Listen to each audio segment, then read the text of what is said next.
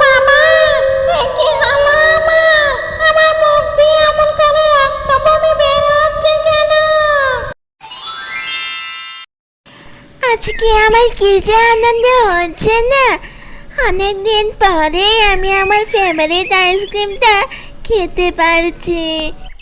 আহা কি আনন্দ, আকাশে বাতাসে। ও বেবি গো, পড়ে গেলাম গো। হায় হায়, এ কি? শেখরের বাচ্চা শেখরের জন্য আমার সব আইসক্রিম নষ্ট হয়ে গেছে। এখন আমি কি খাবো? কত কষ্ট করে মাকে ভুলিয়ে বালিয়ে টাকায় নিয়ে আইসক্রিম কিনেছি। এই যে ছোট্ট মেয়ে, সামান্য একটা আইসক্রিমের জন্য এত কান্না করতে হয়? আর আমার শেকড়গুলো হয়েছে বাপু, একদমই কথা শোনে না, শুধু যেখানে সেখানে ছড়িয়ে ছিটিয়ে যায়। তুমি একটা সামান্য গাছ হয়ে আমাদের মতন গরিবের কষ্ট কিভাবে বুঝবে? হয়তো বা এটা তোমার কাছে কিছু না, কিন্তু আমার মা যে কত কষ্ট করে আমাকে টাকাগুলো দিয়েছে এটা তুমি কিভাবে জানবে? আচ্ছা বাবা, হয়েছে হয়েছে, এবার তোমার কান্নাটা থামিয়ে আমার মাথার উপরে যে লাল ফুলটা দেখতে পাচ্ছ ওটাই নিয়ে গিয়ে তোমাদের বাড়ির উঠোনে রোপণ করে দিও। তারপর ওখান থেকে দেখবে অনেকগুলো আইসক্রিমের গাছ হয়ে গেছে। তুমি কি সত্যি সত্যি বলছো গাছ? এখান থেকে অনেকগুলো আইসক্রিমের গাছ হবে? তাহলে তো আমি এখান থেকে প্রত্যেক দিন অনেকগুলো আইসক্রিম খেতে পারবো। এ কি মজা! তোমাকে অসংখ্য ধন্যবাদ গাছ। এরপর মিনা ফুলটা নিয়ে বাড়ির উদ্দেশ্যে রওনা হয়।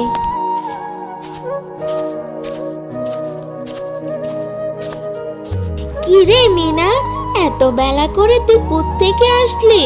সে কোন সকালবেলায় একা নিয়ে বেরিয়েছিস আইসক্রিম খাবি বলে? এতক্ষণে ঘরে ফেরার সময় হলো তোর? আর হাতে ওসব ফুল টুল নিয়ে কোত্থেকে আসলি তুই এখন? ওই ফুল থেকে এমন ঝাঁঝালো গন্ধ আসছে কেন? আমা, জানো তো এই ফুলটা না একটা আমাকে জাদুর গাছ দিয়েছে। ওই গাছটা বলেছে এটা নিয়ে আমাদের বাড়ির উঠোনে লাগিয়ে দিতে, আর এখান থেকে নাকি অনেকগুলো আইসক্রিমের গাছ হবে।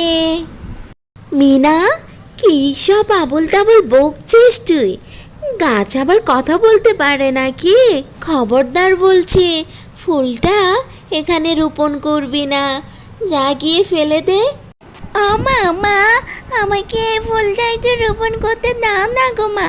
যদি সত্যি সত্যি গাছের কথা ঠিক হয়ে থাকে তাহলে তো আমরা এখান থেকে প্রত্যেক দিন আইসক্রিম খেতে পারবো। তুই আমার কথা শুনবি না তো? ঠিক আছে, তোর যা ইচ্ছে তাই কর, গেলাম আমি। যাক বাবা, মাও তো দেখে আমার সাথে রাগ করে চলে গেল। মায়ের কথা মতন না হয় এই ফুলটা আমি ফেলে দিই, যাই।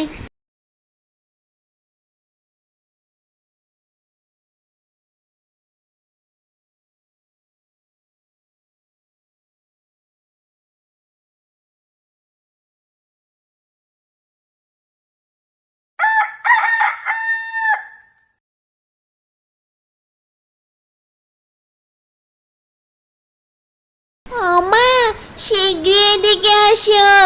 দেখে যাও দেখে যাও আমাদের পুকুরে কি হয়েছে। কি হয়েছে কি মিনা? সকাল সকাল এত ডাকছিস কিসের জন্য রে মা?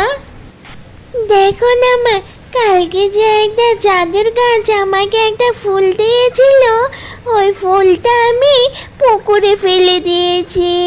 আর ওই ফুল থেকে দেখি এখন অনেক বড় একটা আইসক্রিমের গাছ হয়েছে। কি মজা! আমার তো ভাবতে খুব ভালো লাগছে। এখন থেকে আমি প্রত্যেক দিন এখান থেকে আইসক্রিম খেতে পারবো। মিনা, খবরদার বলছি, তুই ভুলেও এই আইসক্রিমে হাত দিবি না। কালকে একটা ফুল দিল আর অমনি ওখান থেকে আস্ত একটা আইসক্রিমের গাছ হয়ে গেছে। নিশ্চয়ই কেউ আমাদের ক্ষতি করার চেষ্টা করছে। তুই শীঘ্রই আমাকে ওই গাছের কাছে নিয়ে চল।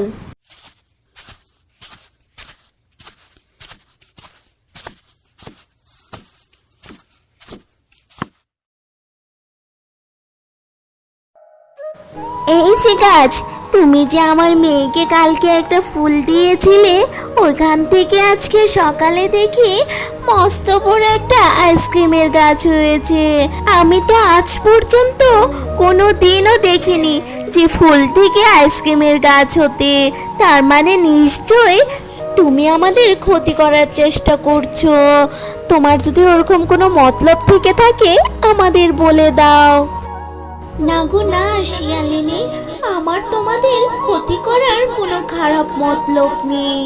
আমি হলাম জাদুর গাছ, আর তোমার মেয়ের থেকে শুনেছি তোমরা নাকি অনেক গরিব, তাই তোমাদেরকে সাহায্য করার জন্যই এই আইসক্রিমের গাছটা তোমাদেরকে আমি উপহার হিসেবে দিলাম। তোমরা চাইলে এটা খেতেও পারবে আর চাইলে বিক্রিও করতে পারবে। তুমি সত্যি বলছো গাছ? তোমাকে অসংখ্য ধন্যবাদ। তুমি যে আমাদের আইসক্রিমের গাছটা দিয়ে কতটা উপকার করেছো তা আমি তোমাকে বলে বোঝাতে পারবো না। আর হ্যাঁ, একটা কথা মনে রাখবে, এই গাছের দিনের বেলায় আইসক্রিমগুলো তোমরা খেতেও পারবে আর বিক্রিও করতে পারবে, কিন্তু খুব সাবধান, রাতের বেলায় আইসক্রিমগুলো তোমরা খাবেও না আর বিক্রিও করবে না। রাতের বেলায় আইসক্রিমগুলো অনেক বিষাক্ত হয়ে যাবে। আচ্ছা জাদুর গাছ, ঠিক আছে। এরপর শিয়ালিনী গাছের থেকে বিদায় নিয়ে বাড়ির উদ্দেশ্যে রওনা হয়। হ্যাঁ রে মিনা, এই জাদুর গাছটা আমাদেরকে এই আইসক্রিমের গাছটা দিয়ে অনেক বড় উপকার করেছে। আমরা তো এখন থেকে এই আইসক্রিমগুলো বিক্রি করে আমাদের সংসারে সমস্ত অভাব দূর করতে পারবো। হ্যাঁ গো মা, তুমি একদম ঠিক বলেছ।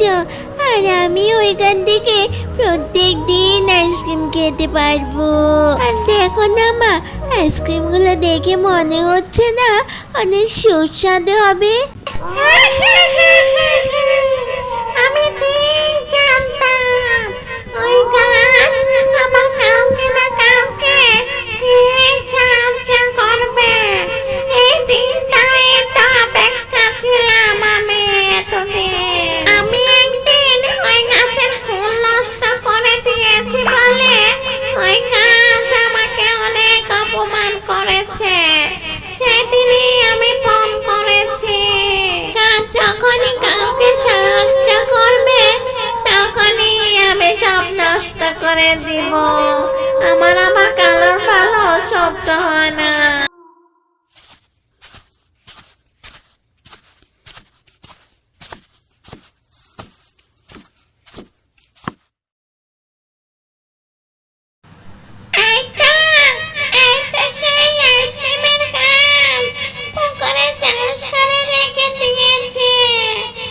এখন আমি আইসক্রিমের গাছটা সব নষ্ট করে ফেলে দিব।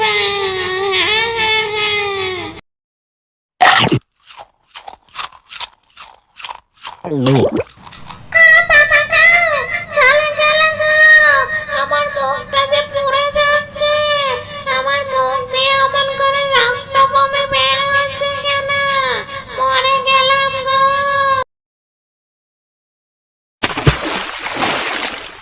দুষ্টু ডাইনি, আমি ঠিক জানতাম আমি যদি কাউকে সাহায্য করি তুই ঠিক নষ্ট করে দিবি।